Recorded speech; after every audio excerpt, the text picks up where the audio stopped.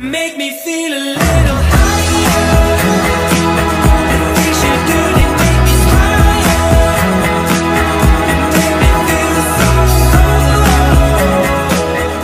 Hi guys, so welcome back to my channel. Hari ni aku nak sambung balik horror story yang aku buat pasal Amber Court yang semalam aku baru upload.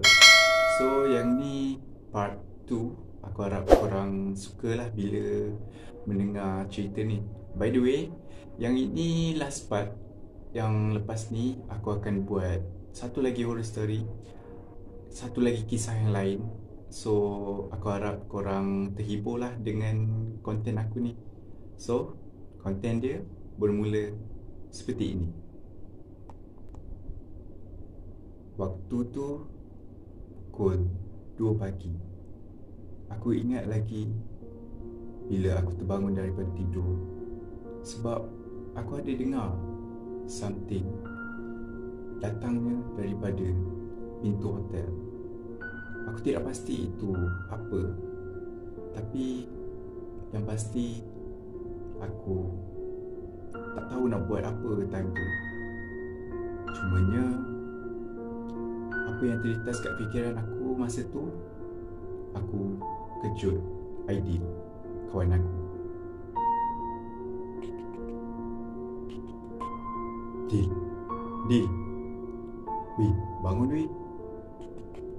Dil, aku ada dengar orang ketuk pintu tadi.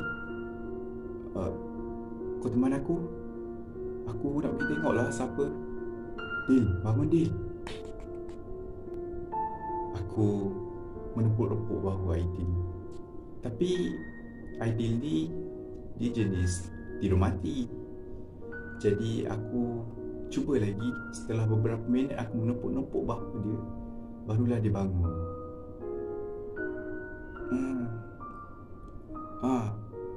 Kenapa ni? Kau tak betul ke kejut aku pukul 2 pagi ni? Kau nak apa? Aidil seakan-akan marah kepadaku. Tapi yelah, kalau kita dah takut kan, apa boleh buat? Kita kejutlah kawan sebelah. Aku tadi dengar bunyi kat pintu. Aku tak tahu benda. Kau teman aku pergi tengok. Jomlah, aku takut ni. Yang diorang tiga tu jalan tidur. Sebab diorang tu jenis termati. Aku malas nak kejut, kata aku pada Aidil. Aku pun apa lagi, terus bangun daripada katil, terus menuju ke pintu. Ketukan itu masih lagi berterusan, tapi aku tidak pasti. Takkanlah room service datang pukul 2 pagi. Tak logik lah kan. So aku memberanikan diri dengan bertemankan Aidil di sebelahku. Walaupun dia agak ngantuk, aku tahu dia ngantuk, tapi tak kisahlah, asalkan dia teman aku. So pintu pun dibuka.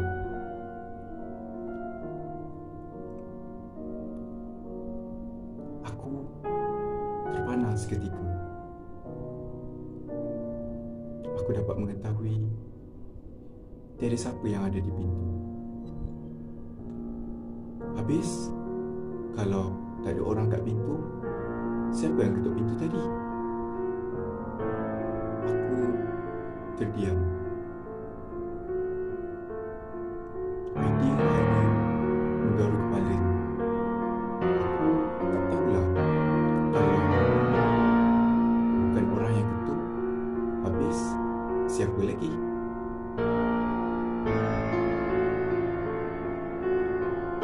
Ish, kau ni.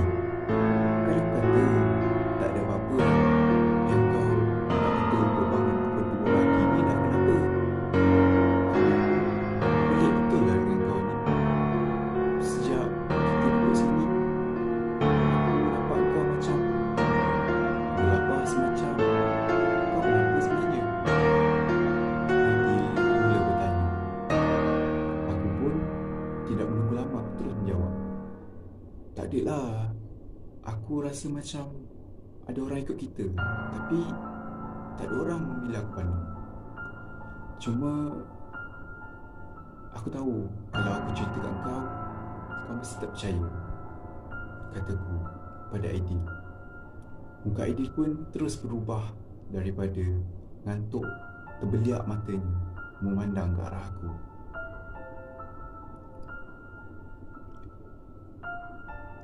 Aidil pun terdiam seketika. Dia seperti mahu memproses apa yang dikatakan oleh aku, seolah-olah aku ni nak tipu dia pula. Mana ada apa-apa. Aku rasa ni hayalan kau je ni. Tak ada apa-apalah, dah lah, tidurlah. Esok kita balik. Aku dah penat lah nak layan kau ni. Aidil terus meninggalkan aku.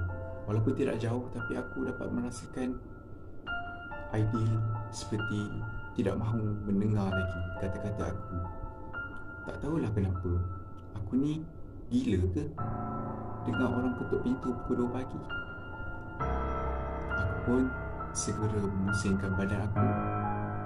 Alangkah terkejutnya aku apabila melihat ada sekujur tubuh yang berbentuk seperti pocong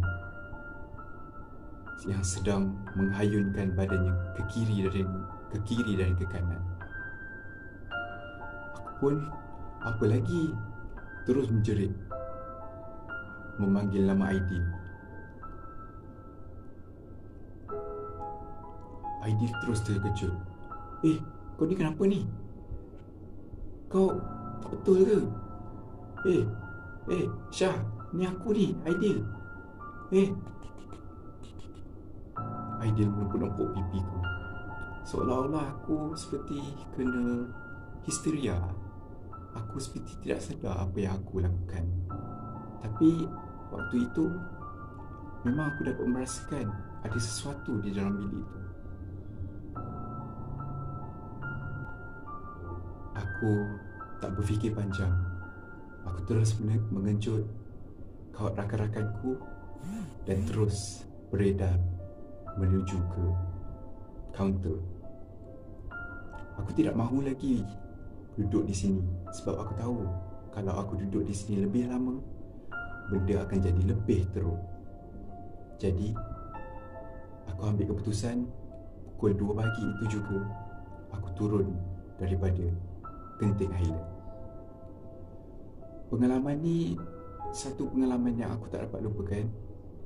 Mungkin ada di antara korang anggap pengalaman ni tak seram, tapi bagi aku yang dengan mata aku sendiri, dengan hati aku sendiri, aku dapat merasakan, aku dapat melihat benda itu berlaku di depan aku.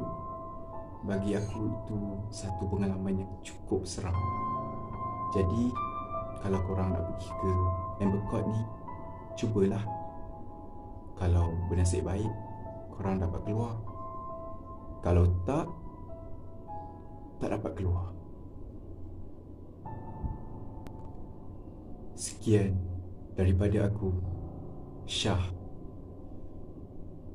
Amber Court, Genting Highland. Okay guys, akhirnya dah habis juga part 2 untuk Amber Court ni. Jadi aku agak teruja juga buat story ni, tapi aku tak tahulah macam mana dia punya hasil. Sebab ini pun, yang ni aku pakai kamera phone saja. Tapi insyaAllah kalau ada rezeki aku akan beli kamera baru.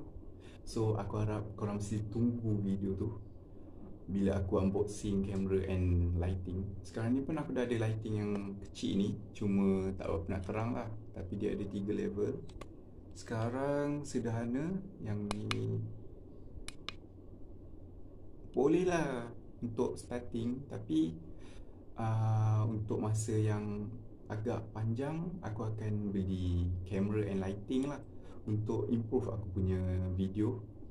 So kalau korang suka video ni, jangan lupa untuk like, bagi thumbs up, give a big thumbs up and support this channel.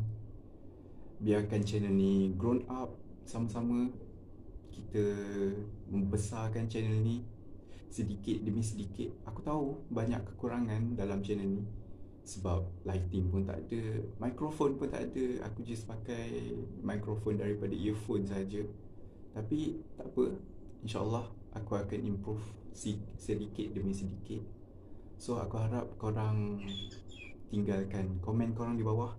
Jangan lupa subscribe, tekan button subscribe tu, and tekan butang notifikasi, tekan butang bell tu untuk korang dapatkan notifikasi terawal daripada aku bila aku update something.